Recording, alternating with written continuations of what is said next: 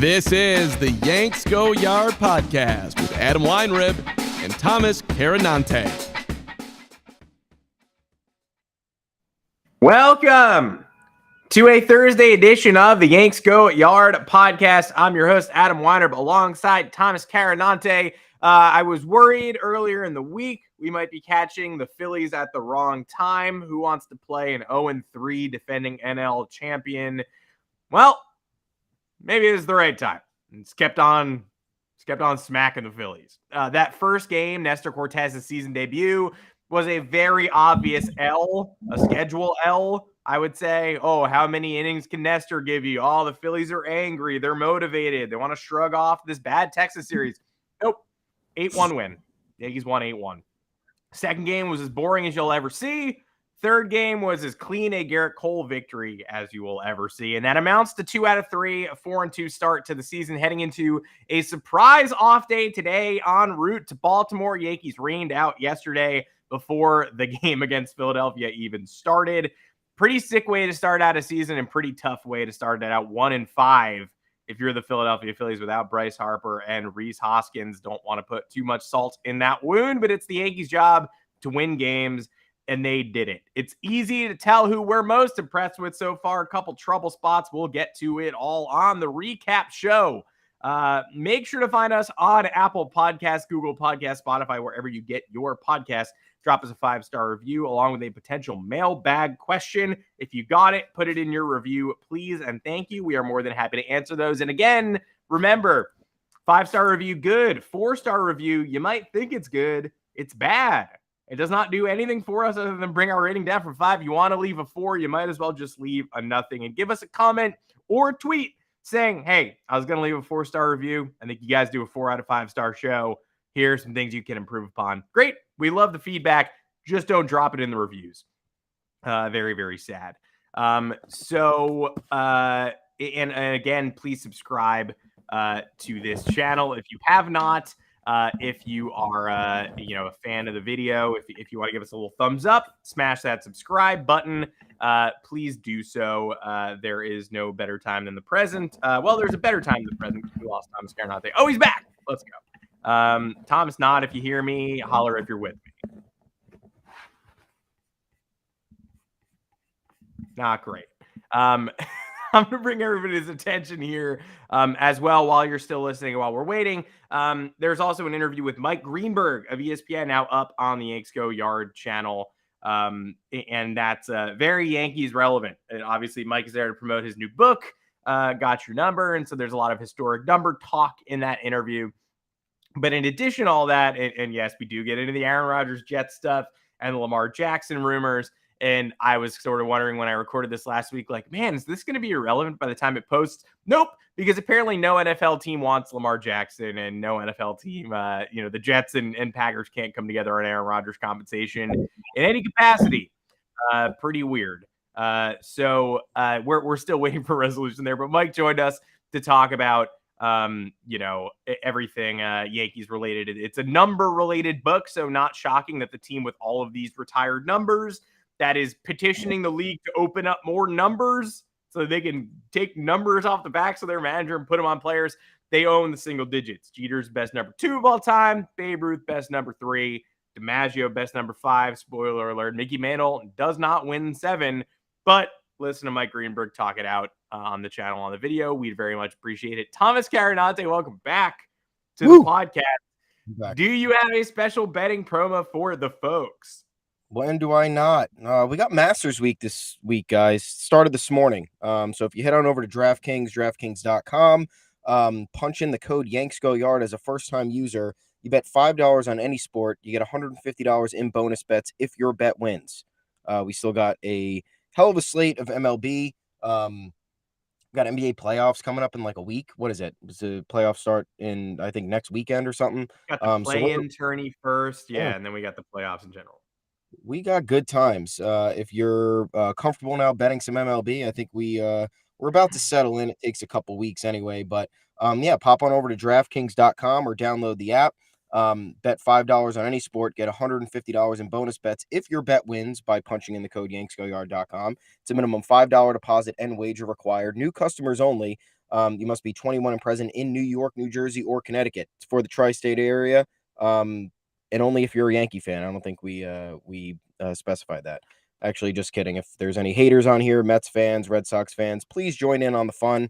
We want to know what you're betting. If you have a gambling problem in New York, call 877-8-HOPE-NY or text HOPE-NY. If you're in New Jersey, call or text 1-800-GAMBLER. If you're in Connecticut, call 888-789-777 or visit ccpg.org/chat. See full terms and conditions at DraftKings.com or in the description below. Folks, this supports the podcast. We love the help. We know you guys read a ton. We know you're tuning into this. You're listening to us. You're having a good time. Keep it going. We're going to build up the community, and the more help from you, the better the product you get here. So happy betting. Yeah, if you subscribe to the special offer, we promise you we'll make this product better. That's our guarantee. We'll start trying. We'll start being good at podcasting and write quality content. No, we very much appreciate it. We really much appreciate it. The product is getting worse, folks, not better. We very much appreciate it. And we're more than happy every time that y'all drop in on the promo. So shout out to everybody. Shout out to the listeners. Shout out to the commenters, etc. Hell of a way to dominate the Philadelphia Phillies in a series where the Yankees could have let up, could have certainly lost this series. It's early in the season. I wouldn't have batted an eye. Look, if they win that first game, then lose that snooze fest in the second game, then Aaron Nola outduels Garrett Cole, you're rolling your eyes a little bit. You're like, I wish that hadn't happened. But you could see it. You're not pressing the panic button either. You're probably trying to shut some people up. Yankee fans, God love you. This team scored 5 runs on opening day, 5 runs the next day, 6 in the third game, 8 in the fourth game, and then they were being shut out in like the 4th inning of game 5. And somebody tweeted at us. I don't know what I even tweeted. It was about like the pitcher working out of a jam. And he was like, but when are you going to talk about this anemic offense waking up? And I was like, they scored 5 or more runs in the first 4 games. And the guy was like, yeah, today's today. Where's the offense today? And I was like, you guys are just the best in the business. It does not get better than Yankee fans. It also does not get worse than Yankee fans. But it's you guys want offensive supremacy every day. You want Gleyber Torres hitting 490 instead of 420. I get it. I do get it. But the Yankees managed to salvage a series that easily could have gone sideways, took 2 out of 3 again for the second straight series. You look at the Rays, who are undefeated. They had the Tigers and the Nationals. You look at the Red Sox, who are 2-4. They had the Orioles and the Pirates. The Yankees have the upstart Giants, who are scrappy and annoying and are worse than the Yankees, but annoying team, and the defending NL champions, and they managed to go 4-2. I think that's pretty important and pretty noteworthy. And in terms of who captured our attention the most in this series, I think a lot of people are going to say Gleyber Torres is my number 1. And I think that goes without saying that Gleyber Torres stealing 5 bags and drawing 6 walks and only striking out once in his first 6 games of the season. No Yankee has walked 6 times and stolen 5 bases in the season's first. How many? They've played 6 games now. In the first 5 games, I think he did that. No Yankees done that since Ricky Henderson. It's remarkably impressive what he's done in a year where he wasn't even supposed to start the season with the team. That said, I'm putting him in the number 2 slot just because how long have we been complaining about seeing very good Garrett Cole, technical ace Garrett Cole, but not fire-breathing, he's better than your ace Garrett Cole. And we've gotten the he's better than your ace Garrett Cole for the first 2 starts of the season. 12 1/3 innings, 19 Ks, 0.892 whip, 0.73 ERA, 0.7 B-WAR in 2 games. And yesterday was, take it from me, in New York City. It's freezing cold. It's disgusting. Spitting rain. I went out after the game ended, and I was like, how did these people possibly play a baseball game in this? Garrett Cole's hitting 99 in the 6th and 7th inning of a baseball game played in 42-degree winter weather. So he gets my hat tip, but Gleyber Torres a clear 1A and 1B situation. Yeah, I was very impressed with Cole just because I complain about him all the time when he's not delivering. And I know other fans get frustrated with him. So it's been great to see the dominance this early on. I probably got to go with DJ LeMahieu, just because we need him to do what he's doing right now, hitting 300, OPSing over 1,000, sets the table for this team. I think has also helped someone like Gleyber Torres because the offense has kind of just been moving along with the usual suspects. Aaron Judge goes without saying. Anthony Rizzo doing a great job as well. Torres, obviously the number one. I actually wrote something which I think fans will call me an idiot for. They've already batted him in 5 different spots in the lineup through the first 6 games. Torres is kind of a guy who needs a consistent role situation. We saw when he switched from second to shortstop, it didn't work. We saw when he was dangled in trade rumors and the information got back to him and it clearly affected his play.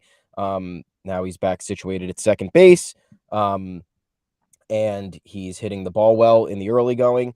I'm not going to oppose what the Yankees are doing at the moment. It is a small sample size, however. So I think they do have to be careful. I don't want them jerking him around the lineup. If you look at his splits, actually, he's best in the 5 or the 6 hole, career-wise.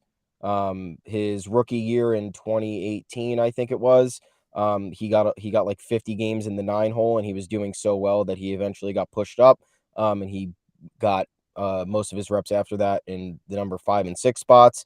And then the seasons after, he's bounced around the lineup, but you see in there the 5 and 6 spots are the absolute best for him. So I just want them to be careful. I want everyone to take note of that, because when the time comes and there's a bad month and he's batting leadoff and then he's batting 7th and then he's batting cleanup, I just don't want them messing with his head, because he's clearly a player who the mental aspect of the game is important for him. But yeah, DJ LeMahieu, my number one. He needs to keep doing this, set the table for the offense. And the more he gets on base, the more pressure is applied to the pitchers, the easier it is for Aaron Judge, Anthony Rizzo, Giancarlo Stanton, and everybody after that. So shout out to the bullpen too. Shut it down. I love when they shut it down. We get clean innings. We don't have to stress. So yeah, let's get it next series. Come on, boys. I mean, Clay Holmes shut me up in this series. Clay Holmes was dirty, disgusting in yesterday's game. Again, I don't think the Yankees are getting enough credit for winning yesterday's game. People afterwards are just going to look at it and go, "Oh, great Garrett Cole start." You know, bullpen was good. Phillies are struggling. Loaizaga, Holmes, you guys are supposed to lock it down. Nice job. Again, the weather was crazy. That game should have probably, like, obviously the ball doesn't carry in the wet weather, but no defensive miscues in a game where, like, Anthony Volpe made 2 weird little plays in Tuesday's game. And I'm not concerned, and I don't care, but he's getting his sea legs under him. He made, turned a double play into a force out, made an athletic play to get the out at second. Mm-hmm. Then again on a hot shot later, as you know, the stuff went wrong for him the day prior. He didn't carry it over into that game at all. You didn't see any fielding miscues from anybody. And then, all right, so Jose Trevino, it's 2-0, Garrett Cole sailing along. Final batter of the game, he asks to face one more batter, and on a full count, he doesn't get to make the pitch clock violation, automatic walk. He comes out, Loaizaga comes in, single through the hole, hit by pitch in the back. Alec Boehm drilled. Bases are loaded with 1 out. 2 pitches later, Jake Cave on the next pitch deposits one in a deep left. It's a sac fly. Yankees are lucky that was caught. 2-1. Next pitch, Josh Harrison rips one down the line. IKF stops it, shuffles, ballets, steps on third for the out because Josh Donaldson's hurt. And we'll talk about that in a little bit. Huge play. Next half inning, Trevino homers, 2-run shot, 4-1. Okay, now the game's over. Not really, because Jonathan Loaizaga gave up a homer to Schwarber on a ball that found the barrel at 89 miles an hour down the middle. Terrible pitch. Gets out of that inning. Gleyber Torres leadoff double, steals third. IKF and the buddies leave him there. Third base, no outs, doesn't score. 4-2 going into the 9th. Wet weather, momentum in the Phillies' direction. Clay Holmes, 3-2 count to start it off. Finds the bottom of the zone, called strike 3. Strikeout. But it wasn't that easy. No. It was wet. It was cold. Momentum was going in the other direction, and Clay Holmes came in and dominated. Yeah, that was nice to see, and it's never really easy. It's tough. You're like we said, we're playing the NL champion Phillies. I think we're a little bit fraudulent. I think they're good. I just don't think they're super threats. I think they got hot at the right time, but now they re-upped with Trey Turner. They're waiting on some guys to get back. Nonetheless, it's still a lineup full of guys. You like to see the bullpen kind of handle their business, especially because we are traumatized by all of the previous bad bullpen performances over the last few years. What are we moving on to now? We're gonna hit Volpe. We're gonna hit Aaron Hicks. I don't know. How do we? Can we hit Aaron Yeah. Hicks? Let's Can hit we hit Aaron Hicks. Aaron Hicks? I don't want to talk Volpe again. I think like let's wait till the fan base actually scorns him before we say that he should be worried about the fan base turning on him. Like Aaron Hicks, it's time. It's time. You complain. You don't start the season. Good decision. The Yankees reward bad play. They don't reward bad play here. They don't start him. Then he complains to the media before game 3. I don't know what my role is. I don't know, Aaron. I thought your role was to get hits and get on base, but you don't do that either. So maybe I don't know what your role is. Aaron Boone says, you know what? You get to start tomorrow. You want to mouth off? You get to start tomorrow. Ofer. He starts him again. Starts him the next day. Yeah. Not sure why. They go with the like Donaldson, Hicks, IKF, murderers row in the middle of the lineup. 0 for again. So far, 0 for 7, 1 walk, and 3 strikeouts. He acknowledged the boos the other day. He said, I know why I'm being booed. Me too. Aaron Judge did a captain thing when he was getting really booed in the boring loss. He walked in front of him by the bat rack so the camera wouldn't see him. And that's great. I'm glad his teammates want to protect him. But this is so beyond toxic. And it's terrible that we got from a place where the guy who was heroic in 2017, 18, 19, 18, a legit good player. 19, he ends that Twins game with a diving catch into the gap with the bases loaded. He plays through a torn UCL to hit a 3-run home run off Justin Verlander. And now, just 3 years later, I'm going to blame the wrist for sapping his strength. I think the wrist injury has had more of an effect than people want to admit. But that said, he has not exactly shown a winning mindset here and being able to shrug off his own detrimental injuries and the overall difficulty of surviving in New York. It's worse than ever. And we're getting to a breaking point here. Yeah, I agree. I think we have to acknowledge more fans than not need to acknowledge that the guy's been through a lot with injuries, with the pressure of the contract. What are you going to do in that situation when a team offers you a 7-year extension worth $70 million? Of course you're signing it. You're not going to sign it. But it puts inherent pressure on you to perform. You have the injuries that occur that clearly affect his game. Because they were both long layoffs. You have Tommy John and you have wrist sheath surgery. Whether or not you're really good at defense, it's going to affect your instincts out there being off the field for that long. And then you have, the prowess at the plate. Hasn't been sharp ever since either of those things. I don't know why. I don't know if that has to do with his approach. We talked approach with Gallo too over the last year that he performed poorly. I was thinking the whole time, why did you not change a single thing? You saw how they step up to the plate, the mechanics in their swing, how their lack of aggression kind of plays a role in their struggles. But at the very least, if you're going through all of this, you can't be opening your mouth like that. If you want to, not have to deal with more scorn from the fan base. I'm not going to sit here and say that Aaron Hicks is fully to blame. If fans are booing me on opening day when I'm not even in the lineup, if fans are booing me at my first at bat in spring training, there's no doubt I'm going to feel resentment. There's no doubt I'm going to feel like I need to get back at somebody, because that's very frustrating, especially because you're going through what you're going through, trying to get back on track. That said, he's got to know better to not say something in game 3. He's got to know better about his role, whether the Yankees are communicating it to him or not. He hasn't played well. He hasn't really been a leader in any sense of the word. He hasn't been an integral player in a while. He's having younger players outperform him, whether he thinks so or not. It's fairly objective when you look at the numbers.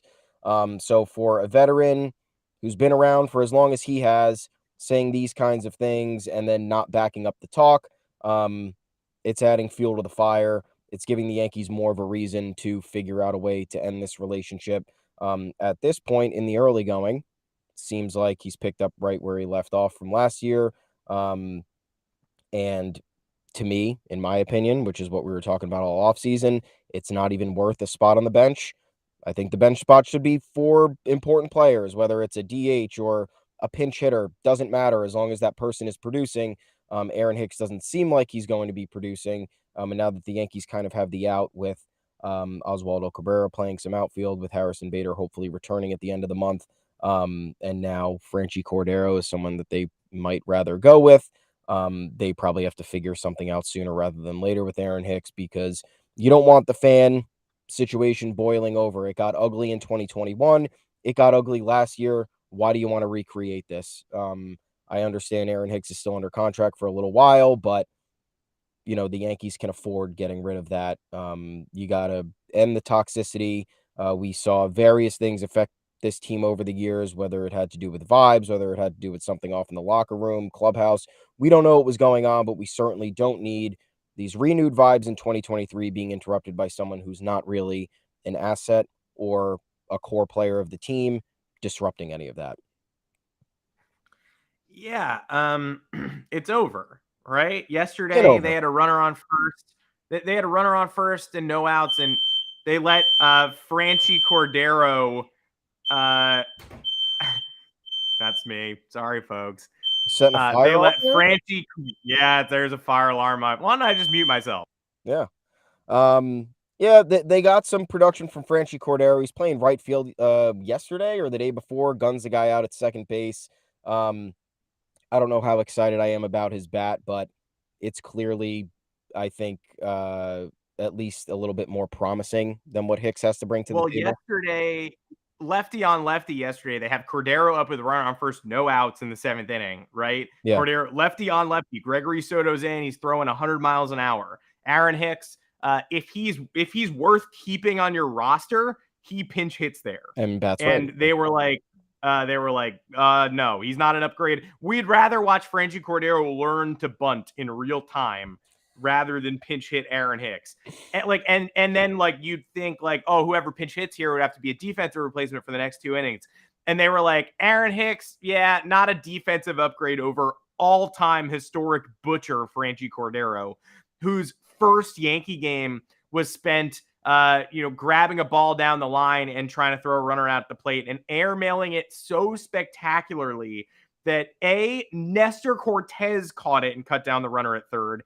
And B, you could just tell, it's hard to tell where a throw is going out of the hand.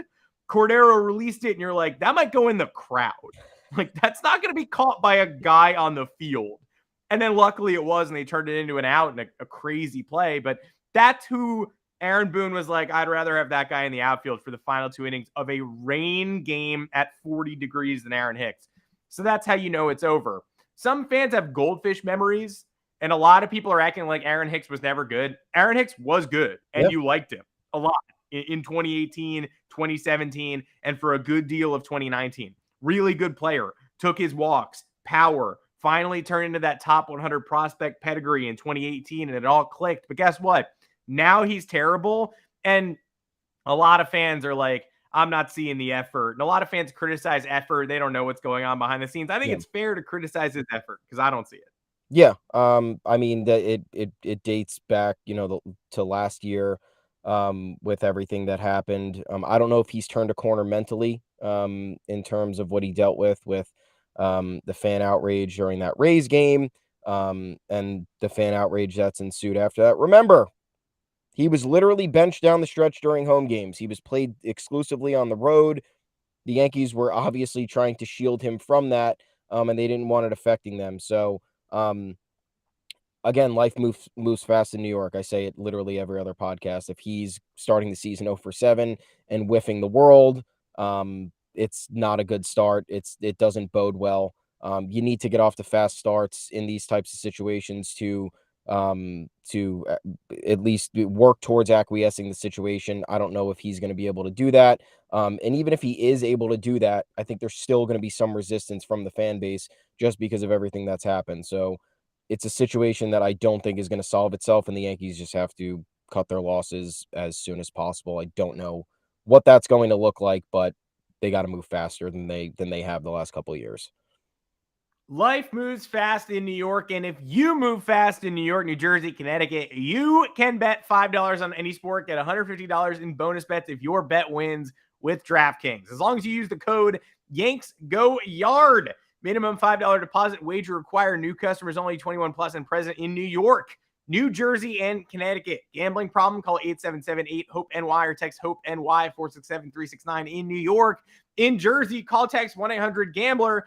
And in Connecticut, call 888-789-7777 or visit ccpg.org/chat. See full terms at DraftKings.com or in the description below. Thomas and I also have an offer for you if you're a Yankees reader. Oh, yeah. If you're a book fan. Who isn't a book diehard? We have an exclusive offer on Marty Appel's newest book, Pinstripes by the Tail, half a century in and around Yankees baseball. Use the code YANKS25 at checkout on triumphbooks.com/pinstripes by the tail. That's code YANKS25 for 25% off. Happy to give it to you. We'll tweet that out as well. We'll tweet the graphic after the show, follow up with a response. But DraftKings promo and a book promo if you're a Yankees reader. Stay tuned for some author interviews over the next couple weeks as well. A couple other Yankees books coming out. Okay. Maybe you can connect those dots and stay active on the YouTube channel. I see some interesting content here. We bring you the content.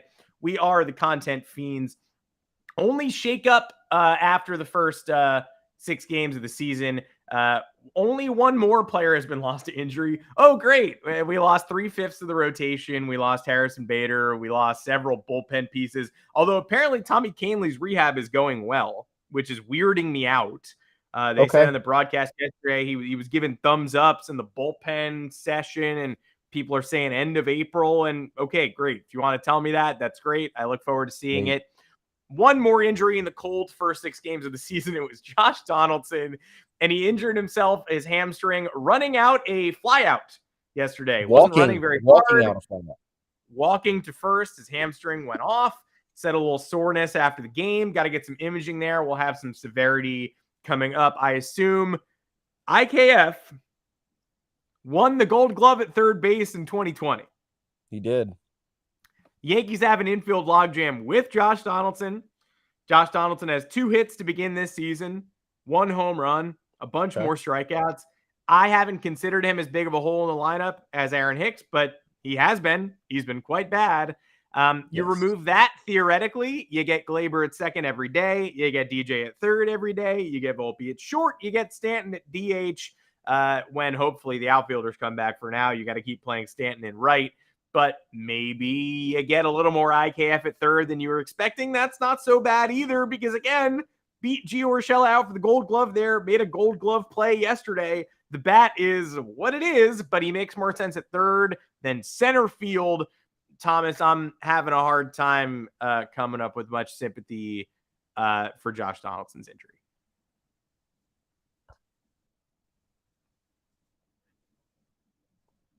Yeah. I mean, wish him well. Hope he can get help. It's nothing serious, but maybe this helps the Yankees figure out some sort of new infield formation. Again, this is what IF is supposed to be doing. He's supposed to be coming off the bench and filling in these positions that he's able to play. He's not supposed to be in every player, in my opinion, at any of the defensive positions that he has with. He is there to fill in. Guy, he does a great job. He has the athleticism. He's need some help, or when any other needs some help. You hear that, guys? He could be available at some point. So I don't know what's going to happen. But either way, this is exactly what he's supposed to be utilized for. And even though he's 0 for 10 to start the season, even though Josh Donaldson has impressed at third base too, and has been whatever with the bat, I don't see really that big of a difference here. I do like the better defensive alignment with DJ at third, with Volpe at second, with Glaber at short. And then you still have ways to fix it in the event someone else gets injured or you want somebody off their feet. IKF can fill in, Oswaldo Cabrera can fill in, whatever you need to do. So the foundation is there. Everything is there for the Yankees to kind of make this work. once again, I don't think the script has flipped on anybody in terms of what Donaldson is or what he can be or what his role will be moving forward. Good, sure that he's here filling a void and can play Gold Glove caliber third base. Nobody's excited by the bat. Aaron Boone is convinced he's going to have a good season. I don't think we're approaching that whatsoever from an offensive standpoint. You've already seen the strikeout issues early on. He's still not being aggressive in the early going, leaving the bat on his shoulder way more often than you'd like.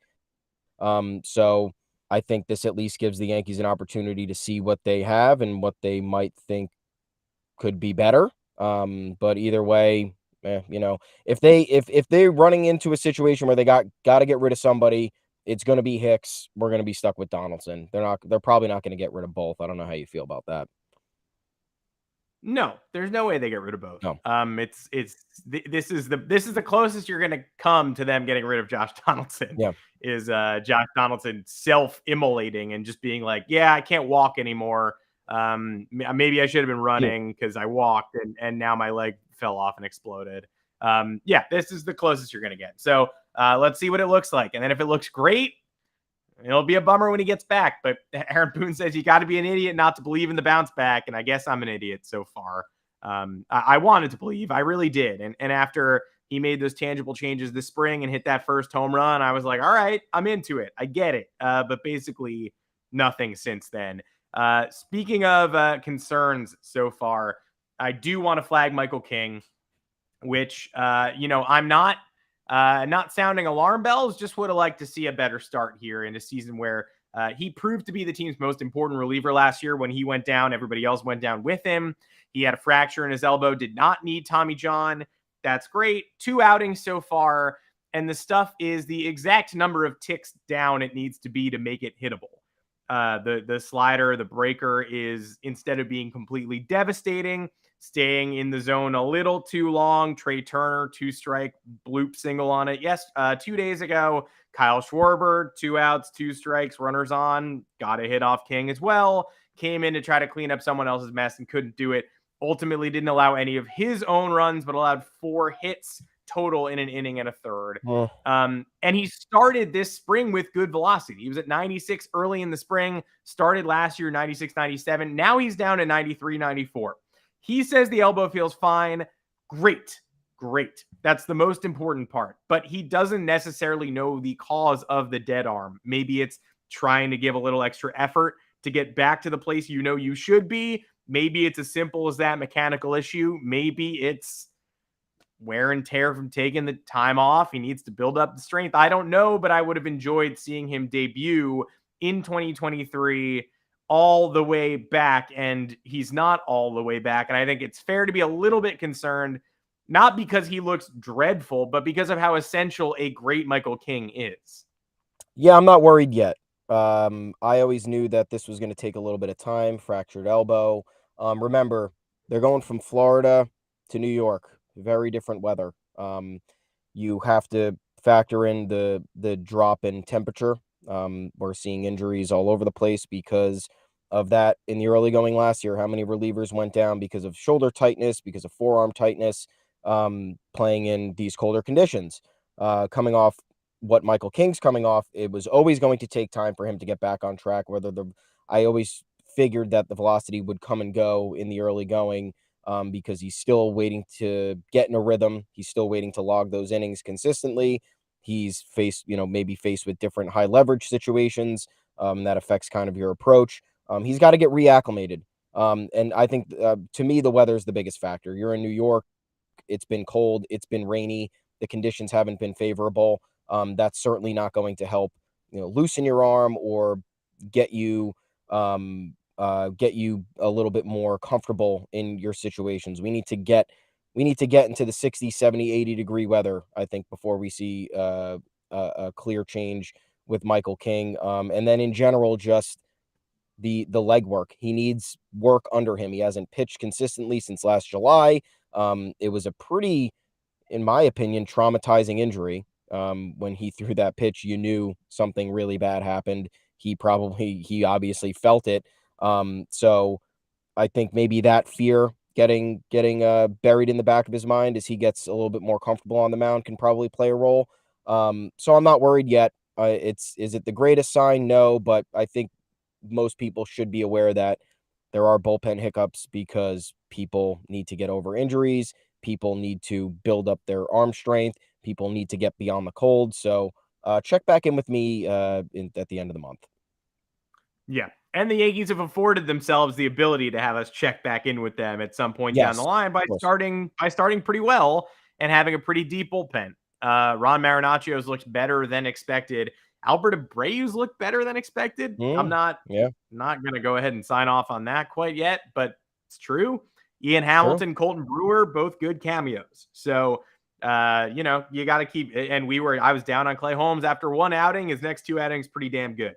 Everything can turn on a dime. If that 3-2 pitch to Castellanos is ruled down, it's a leadoff walk. He's got to battle back in the winter. Who knows? Every reliever deserves a little bit of a longer leash. It's fair that Michael King is getting asked these questions now. Yeah, because we saw what peak Michael King looked like. He started off the spring hot. He got a bunch of puff pieces written about him in March, and we're all rooting for the comeback because when they lost him last year, their season pretty much ended. In the same way that weird, but when they lost Mike Tauchman at Fenway in September 2019, that pretty much ended that season because then there was no line of defense behind Giancarlo Stanton. Stanton goes down in game 1 of the ALCS and the season is pretty much over. He tries to play through it in camp. So sometimes injuries don't kill your season, but sometimes one does. And last year is Michael King with the whole bullpen falling down the ladder after him. And hopefully this year we're going to need to eventually see the Michael King we were used to. One last point to try to solve the Yankees outfield issue. We've been looking at the Cardinals forever. I love the Cardinals. Forever. Jordan Walker trying to shove his way into the Cardinals outfield picture. He did it. He earns a starting job on opening day. Now the Cardinals even have one more outfielder they have to use. Guess who's not taking it well? Tyler O'Neill and his 34 homers and 148 OPS plus in 2021. Notably, he did that under former Cardinals manager Mike Schilt. That man was replaced by Ollie Marmol. O'Neill saw his numbers dip pretty significantly last year, 228, 14 homers in 96 games. Hurt his hamstring a couple weeks before the Cardinals postseason, missed it. A couple weeks ago, he was earning praise from his manager in the World Baseball Classic. He was raking. Marmol said his progress, quote, speaks to what his offseason looked like. I am highly, highly impressed with how he came in physically and with his swing, but more impressed with the mentality. I think we're going to see a different player than last year. Well, game 5 of the season, he didn't totally hustle on a single to right, got thrown out at the plate. Ollie Marmol benched him yesterday, but surely he was at least a little bit cagey about why he did that, right? To protect his players' feelings. Nope. Quote, there's a standard. You don't meet it, you don't play. Great. Cardinals have a lot of outfielders. Tyler O'Neill can't be happy about this. Ollie Marmol isn't happy about this. Is this the guy who the Yankees plucked to finally fill out their left field role, which we all know currently doesn't really have an occupant? Oswaldo Cabrera, great. Maybe not a left fielder. Again, you want to see more LeMahieu, Torres in the infield, Stanton at DH moving forward. Maybe O'Neill at DH with Stanton in the outfield. Whatever he brings you more than Aaron Hicks does. Absolutely. I just don't know who, you got to get rid of Hicks in this scenario. Franchi Cordero would be gone. You're trading a pitcher, which would affect the bullpen / starting rotation. I like Tyler O'Neill a lot. I think he's, 5-tool-esque. I don't know why he's kind of fallen out of favor in this manner in St. Louis. I know he had a tough 2022. Was he injured? He was injured last year a little bit. That knock him off course, or he just had a streak? Yeah, he was bothered by some minor injuries that he wasn't on the field as consistently as I think he'd hoped to be. But I mean, this feels like a more powerful Harrison Bader. It'd be weird if we're just acquiring the Cardinals outfield, and the Cardinals are acquiring our pitching staff. I'm not against it. I think if there's a situation where someone's getting alienated like that, because all the dream candidates that we like, number one being Ian Happ, teams don't want to trade them. They want to see what they have in them. If there's a clubhouse problem, stemming from whatever O'Neill did that threw the manager off or didn't or he didn't deem that appropriate behavior, then that could expedite the process. That's going to take quite a bit of roster shuffling, though, and I don't know how you get anybody off the roster outside of DFAs. And the Yankees aren't doing that. The Yankees are going to find trade candidates. They're going to try to unload some of the money until they've reached the tippy top of the boiling point. So maybe fans apply a little bit more pressure about Aaron Hicks, and then we get an outright release. I don't know. But yeah, I think this would be cool. It adds more athleticism to the roster. He could steal bags. He could be a threat on the base paths. He has good instincts in the outfield. Makes the team better. I do get a little worried though about that taking playing time away from Oswaldo Cabrera. I know we don't have the most favorable left field situation.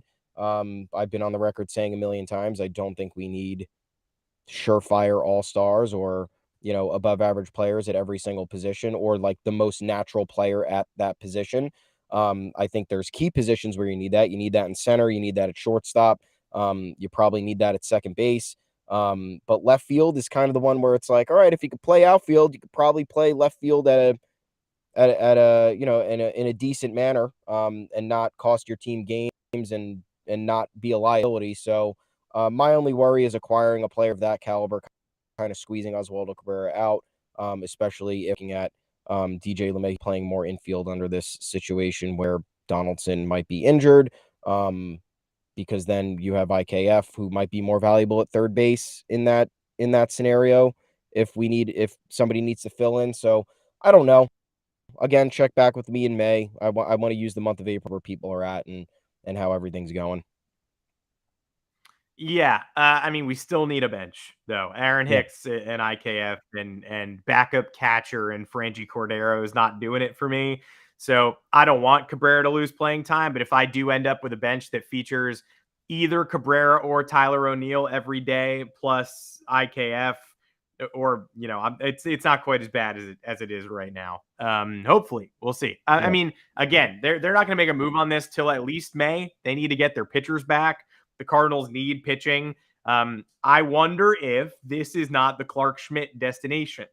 We've talked about Clark Schmidt to the Cardinals before, and he keeps sort of just treading water on the mound for the Yankees. I don't know if he's a fresh start candidate. They liked what they got in Jordan Montgomery last year. I think they made better use of him than we would have. Maybe if Johnny Brito continues to be special, if Rodon works his way back to the rotation, they entertain trading Clark Schmidt and like a Drew Thorpe type to the Cardinals for Tyler O'Neill. But again, you can't do that until you get some of your real starters back. Yeah, it's true. And they need to, I think they need to kind of see what they have in Schmidt. I also don't think Schmidt right now would even be a viable trade candidate for someone like Tyler O'Neill. I think the Cardinals would probably hold him in higher regard than that. So the Yankees need to see how this plays out, and they can't be dishing from the pitching staff this early because you don't know what Michael King's situation is. You don't know if Tommy Kahnle's rehab is actually going to go well. Everything's okay right now. Michael King's still working through some stuff, but you never know what's going to happen. No, you don't. But it's just something to keep track of, especially if he keeps getting squeezed out of the Cardinals' plans. Yep. That's it. That's a wrap on this recap episode of the Yanks Go Yard podcast. Thomas, we got the Jonas Brothers in the booth. I missed that for the worst game of the season so far. Did you catch that or you miss it? I didn't catch it. I've been meaning to watch the clips of it, so I guess I'll have to do that after this. Not great. Big supporter, fan. I'm glad that glad they were able to get that opportunity to live out their dream, but they let him do play-by-play. It's a lot of very non-specific. It was like the 3-2 to the batter. It's in the center field, and there it goes towards the glove. It will be caught. They were almost, it's a little mockery in there. It was Bob Costas Jonas Brothers for the ALDS. Snark. Yeah, little Jonas Brothers snark. It was, I think a lot of people saying that they were better than Beltran. I don't know. I'm not going to go that far. Yeah. Is there a musical artist that you would like to hear do play-by-play that has not gotten the chance yet? because I would like to hear Ozzy Osbourne do it, and I will not rest until he gets to live out the Jonas Brothers dream. That would be incredible. The first two that come to mind are I would love to hear Eminem do a Tigers game, just because the frustration would be there because of how bad the Tigers are and how ingrained he is into the Detroit community. Second would be Machine Gun Kelly. I don't know if you remember the celebrity softball game when it was in Cleveland that one year, and he hit that inside the park home run. And then like a year later, he told everybody he was on acid when he was playing that game. So maybe drop some acid, get in the broadcast booth, and let's hear a game on national TV. Could be fun. Could be more fun than the K-Rod cast. Friends of the show, the K-Rod cast. I want to hear the Strokes do a Subway Series game too. Julian Casablancas wrote the song Ode to the Mets after watching the Mets lose the 2016 wild card game, which is a crazy thing. And that song has nothing to do with the Mets and does not mention the Mets in the lyrics once. It's Just a a weird sad band full of weird guys. But I'm more interested in seeing them in the booth than the Joe Bros. Though I think I'm probably going to go to the concert at Yankee Stadium. August 12th, Jonas Brothers live. Am I a fan? No. But do I think that would be fun? Yeah. I'm not a hater. I'm just not a fan. But I think I'm probably going to go. Well, if you have a better idea than what we were able to come up with, and if you have the recording of the Jonas Brothers on with John Sterling, that would be great too, because the radio went down for a lot of people. I've seen the picture with John and Susan, but I have yet to hear a single clip of John being like, "Year 3000, that's a good song," or whatever. Like, I don't know what they talked about. So you're married to Priyanka Chopra. Like, I don't know what they talked about. I would love to know. So please let us, if you have that recording, hit us up. But if you got a better idea, leave it in the comments of our videos. Leave it in a review. Drop us 5 stars only. No fewer than 5 stars, but also no more than 5 stars. That's how it works. Pretty good system they got there. Make sure to subscribe to us. We are typically live Mondays and Thursdays, 2 o'clock Eastern, going in way early today because we got a lot of shuffling the deck to do and an unexpected Yankees off day. We would have loved to have led right into a 3 o'clock Orioles home opener, but no chance, could not do that. But we'll be back normal time next week, same place, same channel, and we recommend you hit that subscribe button, like the video if you haven't. Check out the promo if you haven't. The special DraftKings promo is in the comments. The code is Yanks Go Yard. Bet $5 on any sport, $150 in bonus bets if your bet wins. Full terms at DraftKings.com or below in the comments. Until next time, I'm Adam Weinrib. You can find me on Twitter at Adam Weinrib. Thomas Carinante. Where can the people, if they're looking for you and not me, they're not going to find you at Adam Weinrib. Where would they find you? They'll find me at Tommy's_takes. They'll find us in the mystery box on the official Yanks Go Yard Twitter account at Yanks Go Yard FS. You don't know who's tweeting. You better figure it out before you come after one of us. I'll tell you that again. I said it last week at the start of the season. I'm going to tell you again in week 2. I'll warn you in April, and then after that, you're on your own. So you can hit us up there. Head on over to yanksgoyard.com. You can find our bylines there. We got plenty of content coming out. As usual, you guys have been great reading, commenting. Keep it going. We're building the community. And until then, we'll talk to you on Monday, 2 p.m. Eastern live. Have a great weekend. Let's go Yanks. Let's take care of the O's. If you are a gray blob arguing on Twitter with the Yanks Go Yard account about whether or not booing Aaron Hicks on opening day was cool or not, I'll give you a hint. That's me. Say it to my face, you gray blob. I have a picture on my Twitter account. You are a gray blob. Come at me. Come after me again. I don't make the ground rules. I just tell you what I don't like. And I don't like that. You can do whatever you want. I think it's embarrassing. You keep doing it. I just don't like it. But until next time, make your choice. Go to the Twitter account. See who you're dealing with. We'll throw down or we'll have a good chat. Sometimes people just have nice things to say. A lot of the time, they want to fight you and they brought a knife. But until next time, go Yankees. We'll see you next week. Let's beat the Orioles a couple times. How about that?